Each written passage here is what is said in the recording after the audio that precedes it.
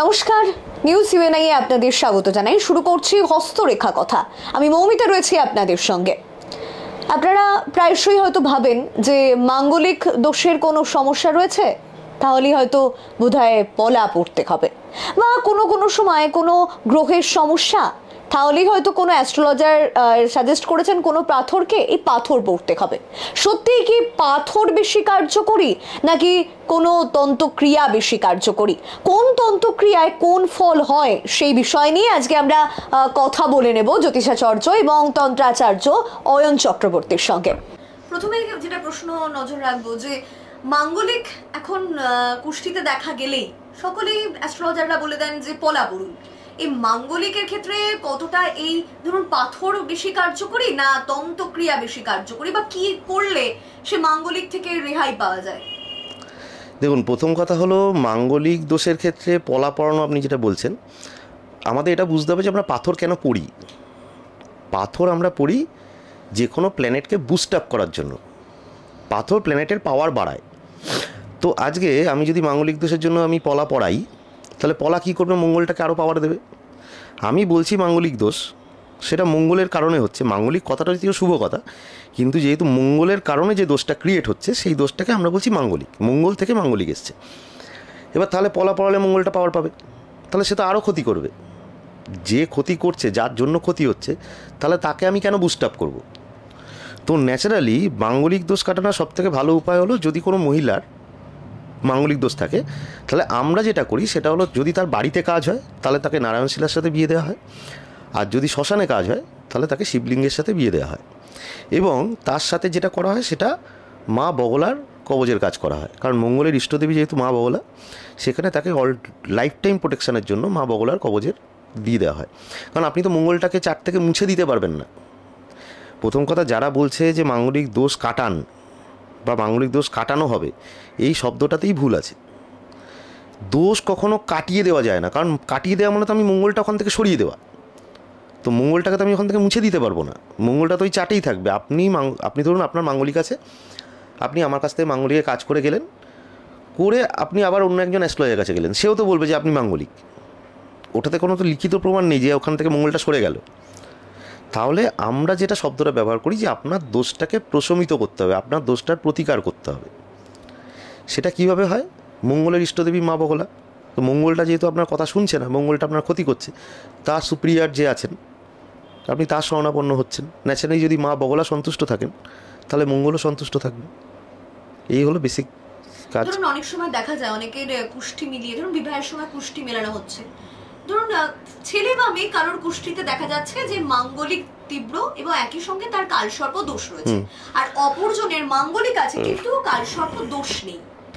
এই ক্ষেত্রে কি বিবাহ শুভ হতে পারে? দেখুন, মাঙ্গলিক দোষ শুধু থাকলে তো হবে না, যেটা দেখতে হবে যে মাঙ্গলিক দোষ কী রকম মাঙ্গলিক দোষ আছে। মাঙ্গলিক দোষ মূলত 5টা পজিশনে মঙ্গল থাকলে মাঙ্গলিক দোষ হয়। কোথায় কোথায়? একটা হলো লগ্নে, একটা হলো 4th হাউসে, একটা 7th হাউসে, একটা 8th হাউসে, একটা 12th হাউসে। তার মধ্যে বিবাহ ক্ষেত্রে খুব লেথাল যেটা, সেটা হলো 7মে মঙ্গল, 8মে মঙ্গল, দ্বাদশে মঙ্গল, আর লগ্নে মঙ্গল। লগ্নে মঙ্গলের থেকেও বেশি ড্যামেজ করে 7ম, 8ম, দ্বাদশ। এই জায়গায় এবার দুজনের ক্ষেত্রেই দেখতে হবে তাদের মঙ্গলের পজিশন কোথায়। কারোর ক্ষেত্রে মঙ্গল স্বক্ষেত্রে আছে কিনা। যদি ধরুন কারোর দেখা গেল যে মঙ্গলটা লগ্নে আছে কিন্তু স্বক্ষেত্রে, তার হয়তো বৃশ্চিক লগ্ন বা মেষ লগ্ন, সেক্ষেত্রে কিন্তু তার মাঙ্গলিকের প্রভাব অতটা পড়বে না। স্বক্ষেত্রে মঙ্গল কিন্তু মাঙ্গলিক দোষের খারাপ ফল কিন্তু দেয় না। স্বক্ষেত্রে মানে মঙ্গলের নিজের ঘর, যেমন মেষ রাশি মঙ্গলের নিজের ঘর, বৃশ্চিক রাশি মঙ্গলের নিজের ঘর। নিজের ঘরে যদি মঙ্গল বসে থাকে, তাহলে কিন্তু সেই মাঙ্গলিকের প্রভাব অতটা পড়ে না।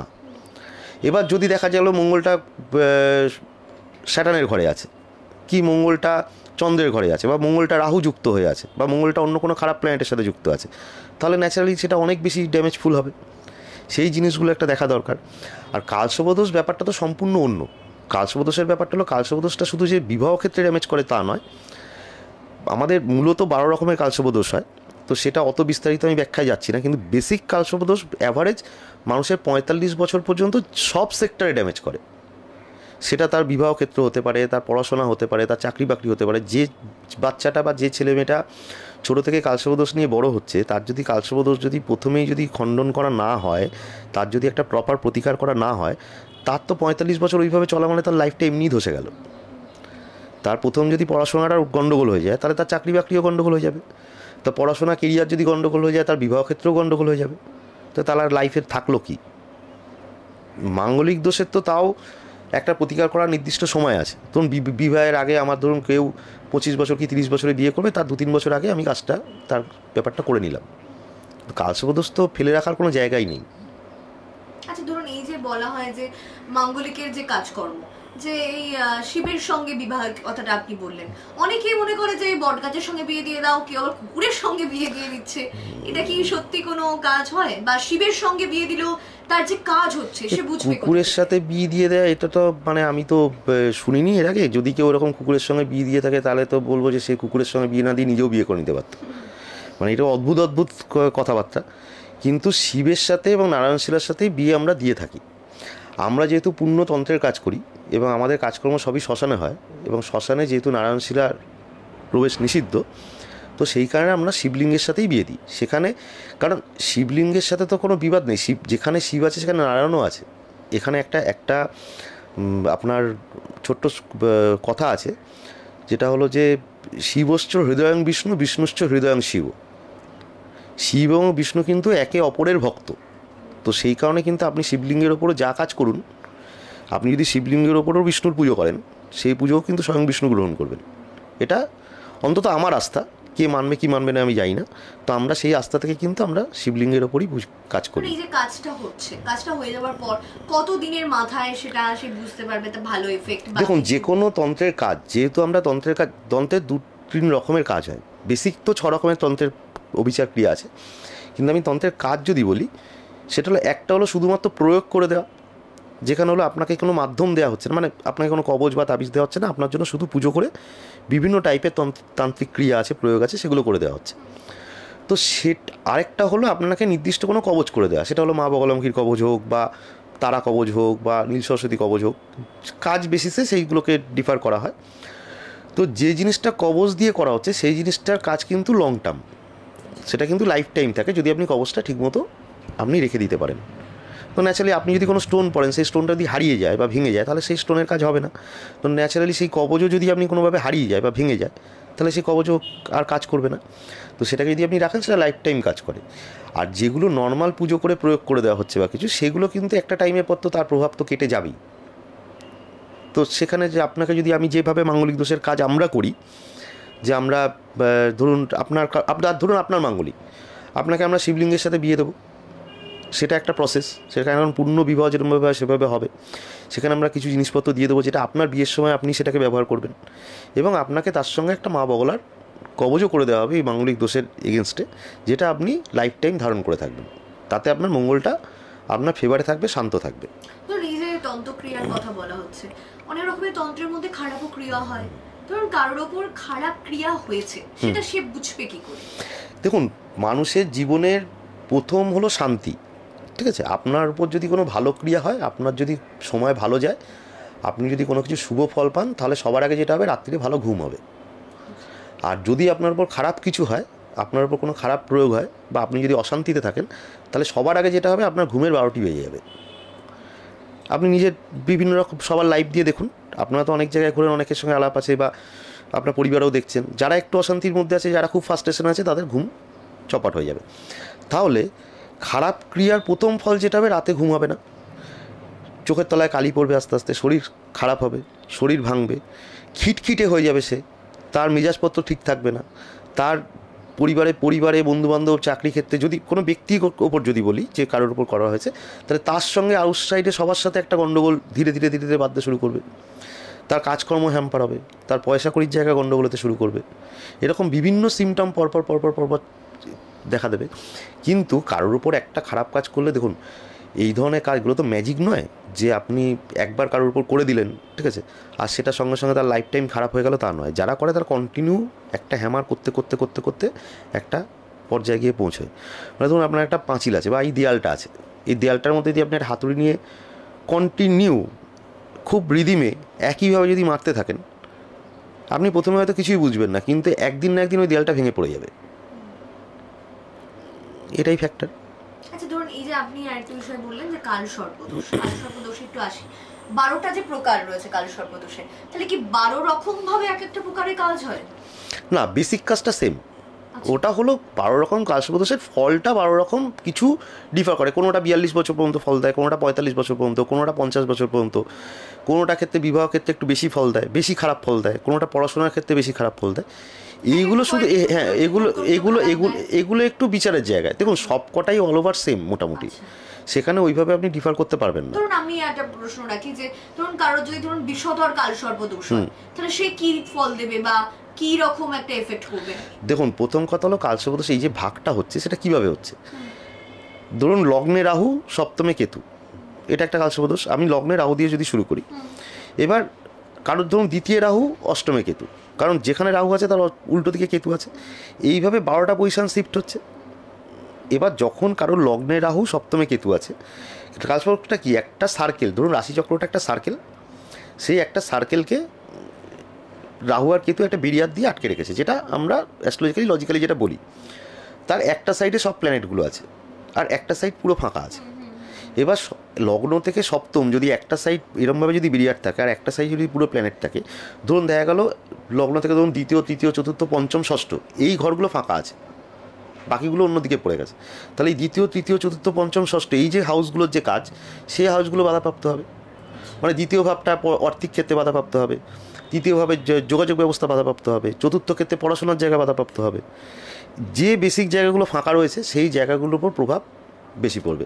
কিন্তু প্রতিকারটা কিন্তু সব কালসর্পদোষের ক্ষেত্রেই সেম। ওটা ওইভাবে যেভাবে কালসর্পদোষ যে শিবের পুজো করে সেখানে রূপো সাপ দিয়ে একটা করা হয়, সেটা একটা প্রসেস, সেটা অত বিস্তারিত আমি এটা বলছি না, তো সেইটা সব ক্ষেত্রেই সমান। ধরুন আরো যেটা প্রশ্ন রাখবো যে এই ধরুন এই তন্ত্রক্রিয়া হচ্ছে বা ধরুন একই সঙ্গে কেউ স্টোনও পড়ছে, দুটো এফেক্টই তাহলে কি সমানভাবে হতে গিয়ে কোনো সমস্যা হবে? দেখুন প্রথম কথা হলো, আমি যদি একটা কথা বলি, ধরুন কারুর দ্বিতীয়পতি, একাদশপতি বৃহস্পতি, ঠিক আছে, কিন্তু বৃহস্পতিটা কোনো কারণে ধরুন কোনো খারাপ প্ল্যানেটের সঙ্গে পড়ে গেছে, বা বৃহস্পতি বুধের ঘরে আছে, বা কোনো জায়গায় হয়তো বৃহস্পতি কাজ করতে পারছে না বা নিচস্থ আছে বা দুর্বল আছে। এবার আপনি তার জন্য তারা কবচ প্রেসক্রাইব করলেন, বৃহস্পতির ইষ্টদেবী মা তারা, তো বৃহস্পতিটা ঠিকমতো কাজ করতে পারছে না, তো সেই জন্য আমি তাকে তারা কবচ করে দিলাম। একই সঙ্গে সে যদি আবার গিয়ে পোখরাজ পড়ে, আর বৃহস্পতিকে বুস্ট আপ করার জন্য বৃহস্পতি রত্ন হলো পোখরাজ, তার তো কোনো প্রয়োজনীয়তা নেই, কারণ আমার পোখরাজ যে তাকে কাজ করবে তার থেকে অনেক বেটার কাজ করবে তারা কবচ। একটা পোখরাজ পড়তে যাবেন, তো সেই পোখরাজটা আপনার যদি একটা, আর স্টোনের ক্ষেত্রে আরেকটা কথা আমি বলে রাখি, স্টোনের যে রেমিডি সেখানে কিন্তু অনেকে ভাবেন যে ঠিক আছে আমি একটা চেনাশোনা দোকান থেকে বা ইয়ে থেকে আমি একটা পোখরাজ তো পড়েছি, স্টোনের তো কোনো এমআরপি হয় না, স্টোনের কোনো এমআরপি হয় না, ঠিক আছে। একটা স্টোন একটা ডিলারের কাছ থেকে আসছে যখন 10 হাত ঘুরে আসছে, আপনার কাছে যে স্টোনটা এসে পৌঁছলো সেই স্টোনটা কিন্তু 10 জায়গায় হাত ঘুরে ঘুরে ঘুরে ঘুরে এলো, যত হাত ঘুরবে তত দাম বাড়বে ন্যাচারালি। কোন ধরুন কেউ একজন কারোর কাছ থেকে নিয়ে এসছে, সে তো আবার 2 পয়সা তার মধ্যে রেখে আপনাকে বেচবে। এবার ন্যাচারালি জিনিসটা কি হচ্ছে, এবার দামটাও বাড়ছে। এবার একটা স্টোন যদি পড়তে হয় আপনাকে একদম পিওর ভালো কোয়ালিটি পড়তে হবে। আপনি কম দামি স্টোন পড়লে সেই স্টোন পড়াও যায়, না পড়াও তাই। স্টোনের যদি ক্লিয়ারিটি, স্টোনের যদি কালার, স্টোনের যদি একদম মানে তার যে রিফ্লেকশান সেগুলো যদি ঠিক না হয়, তাহলে কিন্তু সেই স্টোনের কাজ কিন্তু হবে না। এবার কথাটা কেন বললাম, এই রকম যদি একটা ভালো কোয়ালিটির পোখরাজ আপনাকে পড়তে হয়, আপনাকে যদি ধরুন একটা বয়স এবং বডি ওয়েট অনুযায়ী স্টোন দেওয়া হয়। ধরুন কারণ মাঙ্গলিক সমস্যা ধরুন রয়েছে, ধরুন সে মাঙ্গলিকের কাজ করেছে এবং একই সঙ্গে আবার একই সঙ্গে পলাটাও পড়েছে, ধরুন দুটো একেবারে কাজ, তাহলে এটা কি কোনো কাজ হবে না? এটা তো আগেই আমি বললাম যে মাঙ্গলিক দোষের তো যদি কেউ পলা পড়ে থাকে তাহলে তো সে মঙ্গলটাকে আরো বুস্ট আপ করছে, তো সেখানে তো মঙ্গলটা মানে ধরুন অ্যাস্ট্রোলজিক্যালি কাজ করছে, আবার ধরুন সে আবার তন্ত্রক্রিয়াও করছে। না, তাহলে তো ব্যাপারটা কি হলো, আমি বিষও খেলাম, বিষের ওষুধও খেলাম, সেটা খেলে কি হবে? ব্যাপারটা হলো আমি মাঙ্গলিক দোষে যদি পলা পড়ি তাহলে তো আমার মঙ্গলটা আরও বুস্ট আপ হবে, বুস্ট আপ হলে তো সেটা আরও বেশি ক্ষতি করবে। আচ্ছা ধরুন এই যে ধরুন অ্যাস্ট্রোলজাররা অনেক সময় বলে যে স্টোন পড়েনি, এই যে স্টোনের বিষয়টা আপনি বলছিলেন যে স্টোনের কোনো এমআরপি থাকে না, এই বিষয়টা যদি একটুখানি বলেন যে স্টোন হাত ধরে ঘুরে আসছে। বিষয়টা স্টোনের ক্ষেত্রে কি হচ্ছে, স্টোন একটা, ধরুন আপনাকে আমি স্টোন প্রেসক্রাইব করলাম, ঠিক আছে, স্টোন প্রেসক্রাইব করার পরে তো আপনার সঙ্গে আমার কোনো ভূমিকা নেই। আপনাকে প্ল্যানেট অনুযায়ী আমি দিয়েছি, আপনি সেটা যেখান থেকে হোক কিনে নিয়ে এসছেন, কিনে নিয়ে এসে পড়েছেন। এবার সেটা কি করছে, প্ল্যানেটকে বুস্ট আপ করছে, আদার্স কিন্তু কোনো কাজ করছে না। তার একটা কালার থেরাপি, তার একটা সেটা যে যত ক্লিয়ার হবে আপনার সানরেটা সেটা দিয়ে ঢুকবে, সেটা আপনার বডিতে কাজ করবে, সেটা আপনার ওই পার্টিকুলার প্ল্যানেটটাকে বুস্ট আপ করবে।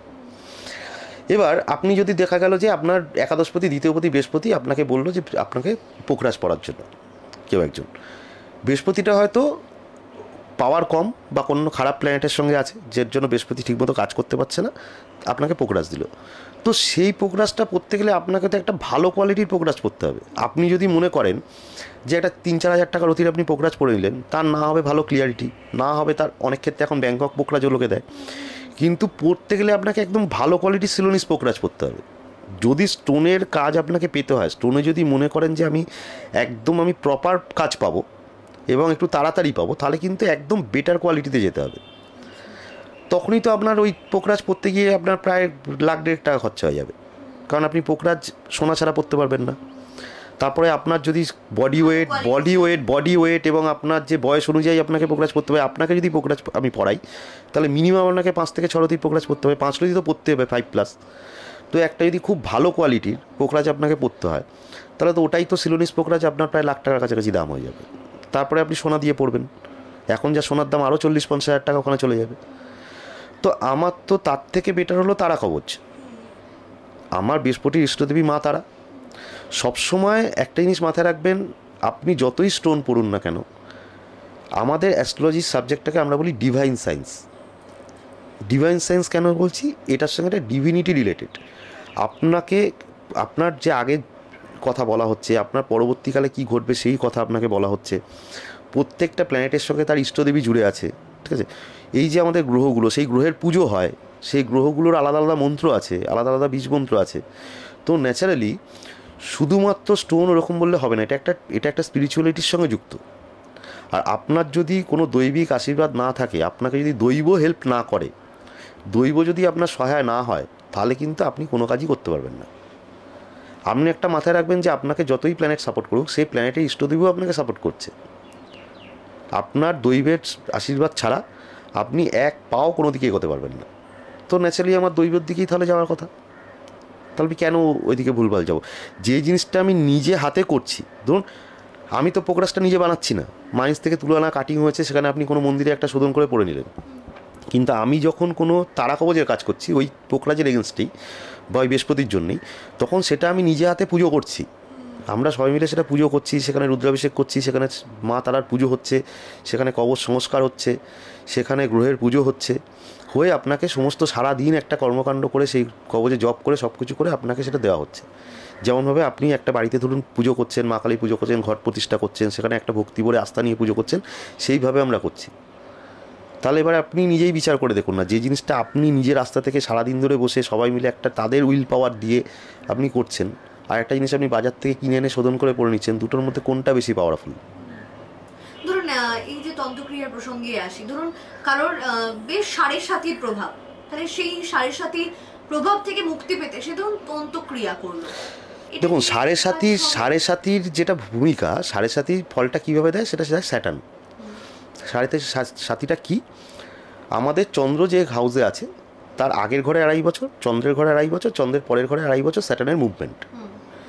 সেখানে ফলটা কী দিচ্ছে, হয়তো সেই সময় স্যাটার্ন যে হাউসে দৃষ্টি দিচ্ছে, চন্দ্রটা তো কোনো একটা ঘরে আছে, ধরুন কারোর চন্দ্র 5th হাউসে আছে, তাহলে স্যাটার্ন ওখানে 4th, 5th, 6th এই হাউসটাকে ট্রানজিট করবে। 4th হাউসে যখন স্যাটার্ন ঢুকেছে তখন থেকে 5th হাউসে চন্দ্রের ওপর দিয়ে 6th হাউসে চন্দ্রকে পার করে যে 2.5 বছর গেল, সেটা সাড়ে সাতি। এই সময় স্যাটার্ন যে হাউসগুলোতে দৃষ্টি দিচ্ছে সেই হাউসগুলোকেও ড্যামেজ করবে। এবার অন্য সময়ও স্যাটার্ন হয়তো অন্য হাউসে দৃষ্টি দিচ্ছে, যখন সাড়ে সাতি থাকছে না সে তখনও তো কোনো না কোনো ঘরে দৃষ্টি দিচ্ছে, তখনও সেই ঘরগুলো ড্যামেজ করছে।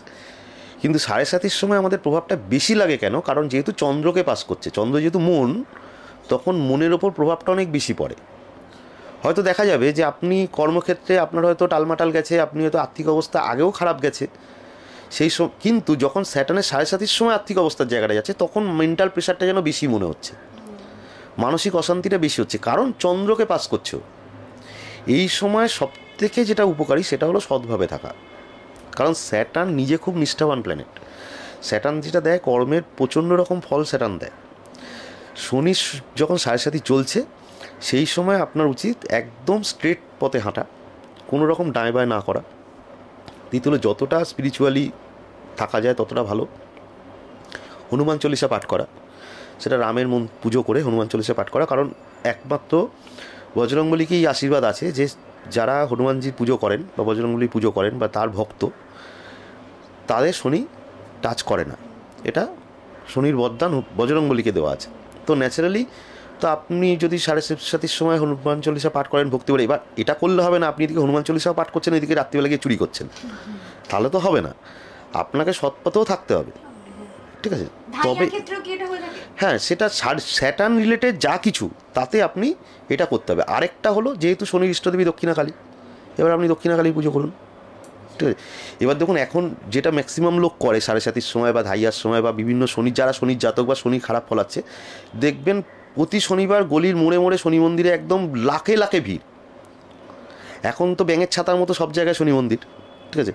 তো সেখানে সেটা একটা রোজগারেরও রাস্তা।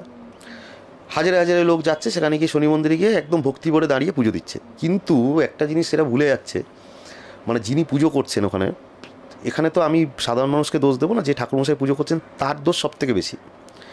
কারণ প্রথম কথা তো শনি মন্দিরের সামনে সোজাভাবে দাঁড়ানোই উচিত না, কারণ এটা বলা আছে, আপনি শাস্ত্রেতেও ব্যাখ্যা আছে যে বড় ঠাকুরের সামনে বা শনির সামনে আপনি স্ট্রেট দাঁড়াতে পারেন না, কারণ শনির দৃষ্টির মুখে কোনোভাবেই থাকা উচিত না। হ্যাঁ, যার জন্য সেই গণেশের মাথার কেটে যাওয়া সে একটা গল্প আছে শাস্ত্রে। তো সবাই দেখি গিয়ে শনি মন্দিরের সামনে ভক্তি করে হাত জোর করে দাঁড়িয়ে আছে।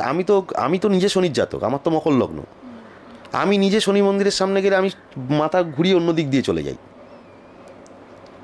ওখানে একটা দক্ষিণাকালীর মূর্তি রেখে দিয়েছে, একটা শনি ঠাকুরের মূর্তি রেখে দিয়েছে, সবাই গিয়ে হাত জোরে প্রণাম করছে। আরে ভাই, তোমার যদি শনির প্রবলেম হয় তুমি দক্ষিণাকালী শরণাপন্ন হও, তুমি বড় ঠাকুরকে আমি বলছি না তাকে প্রণাম করো না, তাকে সাইড থেকে প্রণাম করো, বা তাকে সাইড থেকে প্রণাম করে তুমি বেরিয়ে যাও।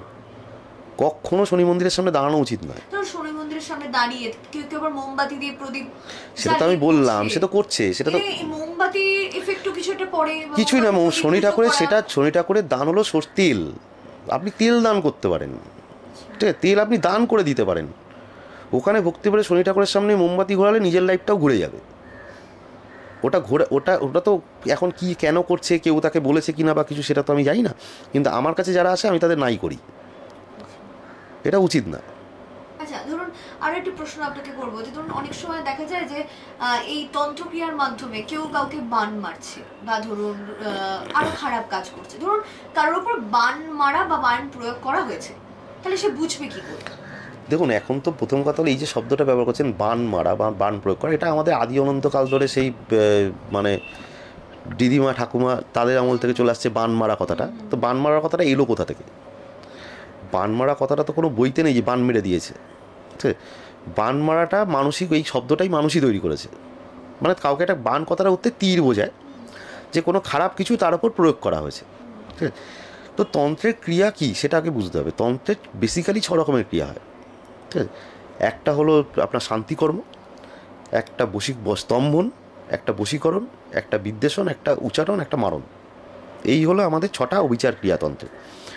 তো যত রকমের ভালো কাজ আছে, ডেভেলপমূলক কাজ, ধরুন কারোর পড়াশোনা হচ্ছে না সেটা ঠিক করা, বিয়ে হচ্ছে না বিয়ে ব্যবস্থা করা, দাম্পত্য জীবনে অসুখী দাম্পত্য জীবনকে ঠিক করা, কারোর ধরুন সন্তান হচ্ছে না, দীর্ঘদিন বিয়ে হয়ে গেছে, তার সন্তান লাভে তাকে বিভিন্ন রকম কাজ করা। তো এই ধরনের যত ডেভেলপমূলক কাজ আছে সেটা শান্তিকর্মের মধ্যে আসছে। বা আপনার বাস্তুতে কোনো প্রবলেম আছে, সেই বাস্তুটাকে ঠিক করা, বাস্তু শান্তি সস্তায়ন করা বা শ্যামা সস্তায়ন করা বা বাস্তুজাগ করে বাস্তুটাকে ডেভেলপ করা, সে সমস্তটাই শান্তিকর্মের মধ্যে। এরপরে আসছে কি? এরপরে আসছে স্তম্ভন। স্তম্ভন মানে কোনো কিছুকে আটকে দেওয়া। আপনার কোনো কেউ, এটাও একটা খারাপ কাজের মধ্যেও ব্যবহার করা হয়, ভালো কাজের ক্ষেত্রেও ব্যবহার করা হয়। আপনার ধরুন আপনি যদি কোনো শত্রুতামূলক কাজ করছেন, যে কারোর একটা ভালো কিছু হচ্ছে সেটাকে আপনি আটকাচ্ছেন, সেটা স্তম্ভন। বশীকরণ তো বুঝতেই পাচ্ছেন, এখন বশীকরণের সারা জায়গায় ম্যাক্সিমাম জায়গায় দেখবেন অ্যাড, দেখবেন বশীকরণটাকেই বেশি দেখতে পাবেন। তো সেটা নতুন করে আমার বোঝাবার কিছু নেই। বিদ্বেষণও বুঝতে পারছেন, বিদ্বেষণ মানে দুজনের মধ্যে বিদ্বেষ ক্রিয়েট করা। উচ্চাটন হলো মানে উচ্ছেদ, যে কোনো জায়গা থেকে আপনাকে সরিয়ে দেওয়া, উচ্ছেদ করে দেওয়া, বা আপনাকে একটা আপনার মানসিক স্থিতিটাকে এমন পাগলের মতো করে দেওয়া যে আপনি কোনো জায়গায় স্থিরতা থাকবে না। আর মারণ তো বুঝতেই পাচ্ছেন। কিন্তু বেসিক্যালি তন্ত্রে শান্তিকর্ম বাদ দিয়ে বাকি যে ক্রিয়াগুলো আছে সেই ক্রিয়াগুলোর ক্ষেত্রে কিন্তু নিষেধই করা আছে। যত তন্ত্রের বই আছে বা যত যারা মানে যে তন্ত্রের বড় বড় গুরু যারা, তারা কিন্তু সবসময় বলেন যে তন্ত্রের যে বাকি সৎকর্ম এগুলো কিন্তু করা উচিত নয়। কিন্তু করা হয় কখন? যখন আপনার একদম দেওয়ালে ফিট ঠেকে গেছে। ধরুন আপনি লোকের উপকার করছেন, আপনি নিজে কারোর ক্ষতি করছেন না, কিন্তু কন্টিনিউ আপনাকে কেউ ক্ষতি করে যাচ্ছে, তখন আপনাকে সেটা বাধা দিতেই হবে। কিন্তু আমরা মূলত যেটা করি, আমরা প্রোটেকশানমূলক কাজ করি। আপনাকে ক্ষতি করছে, তার এগেনস্টে আপনাকে একটা প্রোটেকশান করে দিলাম। মানে আপনার একটা বাগান আছে, সেখানে প্রত্যেক দিন গরুতে এসে আপনার গাছ খেয়ে যাচ্ছে, আপনি একটা পাঁচিল দিয়ে দিলেন। এবার সেটা গরুটা যদি ঘাস খেতে এসে পাঁচিলে ধাক্কা খেয়ে যদি আঘাত পায়, সেটাতে আপনার কোনো দোষ নেই। আপনি বাড়ির পাঁচিলে অনেকেই দেখবেন ওপরে পেরে কাটকে দেয়, কাঁচ আটকে দেয়, এবার কেউ চুরি করতে এসে যদি হাত পা কাটে, তাতে আপনার কোনো দায় নেই। ব্যাপারটা সেরকম। কিন্তু বান মারা যারা করছে, যারা ক্ষতির কাজ করছে, কতটা কাজ হচ্ছে তার থেকেও বড় কথা, কারোর যদি 4 আনা ক্ষতি হয়, যে করছে তার কিন্তু 16 আনা ক্ষতি হবে। ব্যাপারটা কি বোঝাতে পারলাম? মানে আফটার ইফেক্ট থাকে একটা অবশ্যই ঈশ্বর আপনাকে একটা ফল দিয়েছে। আপনি ধরুন কারোর উপর মারণ কাজ করছেন, ঈশ্বর তো আপনাকে একটা আয়ু দিয়ে পাঠিয়েছে। প্রত্যেকটা মানুষের তো একটা আয়ু আছে, তার তো একটা জীবন স্প্যান আছে। তাকে তো ঈশ্বর পাঠিয়েছে যে সে সারা জীবনে এই কর্ম করবে বা তার এইভাবে চলবে। আপনি তার উপর মারণ ক্রিয়া করছেন বা তাকে আপনি কোনো খারাপ কাজ করছেন, তো ন্যাচারালি তার খারাপ ফল তো আপনার ওপরও পড়বে। তো যারা করছেন এই ধরনের কাজ, আপনি একটু খোঁজ নিয়ে দেখুন তো তাদের আনুষঙ্গিক সব কিছু ভালো আছে কিনা। আচ্ছা, ধরুন কারোর মতো বানটা মেরেছে বা করেছে খারাপ কাজটা, সেই লোকটা বুঝবে কিভাবে যে বানই মারা হয়েছে তাকে?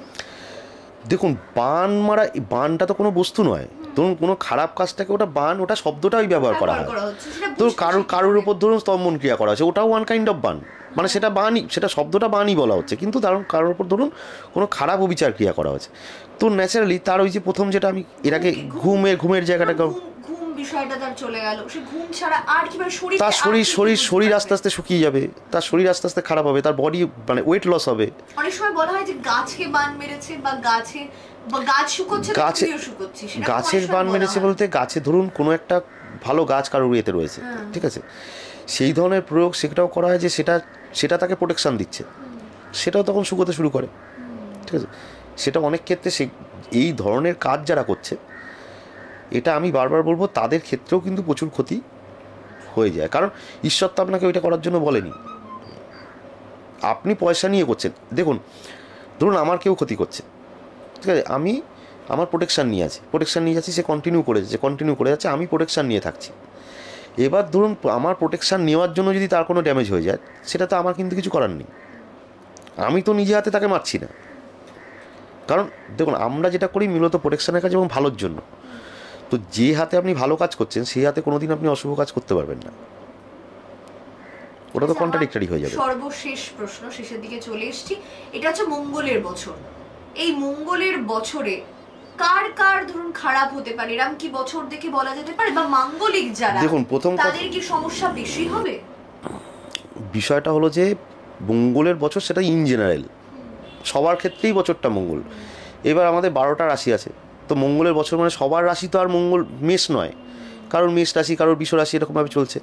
এবার শুধু রাশির ক্ষেত্রেও নয়, বিভিন্ন লোকের বিভিন্ন লগ্ন, কারোর ক্ষেত্রে মেষ লগ্ন, কারোর ক্ষেত্রে তুলা লগ্ন, কারোর ক্ষেত্রে বৃশ্চিক লগ্ন, কারোর কর্কট লগ্ন।